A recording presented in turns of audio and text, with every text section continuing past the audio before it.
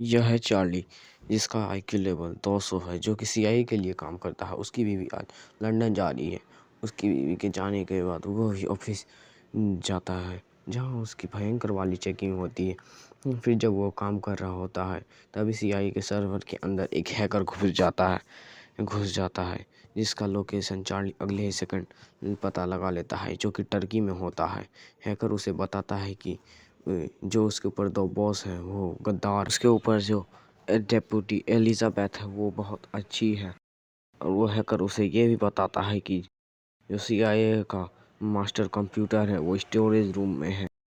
Charlie को फिर से एक झटका लगता है, क्योंकि जैसे ही वो सर्वर रूम में जाता है, वहाँ इस मास्टर कंप्यूटर में भी वो हैकर का वायरस होता है। चार्ली कुछ कर पाता उससे पहले ही कुछ रिपोर्ट शो होती है, जिसमें लिखा था कि 2022 में अमेरिका में जो बम ब्लास्ट हुआ है उसमें उसी के ही 2 बॉस रूसो और हेनरी ने करवाया है। वो हैकर उसे ये भी बताता है कि कल एक बम ब्लास्ट होने वाला है, जो कि लंदन में होने वाला है।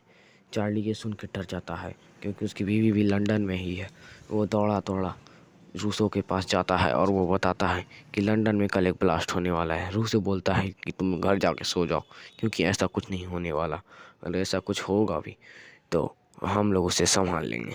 चार्ली जब अगले दिन ऑफिस जाता है तो उसे पता चलता है कि उसकी बीवी की डेथ हो चुकी है, जो कि 2 टेररिस्ट ने मिलकर की।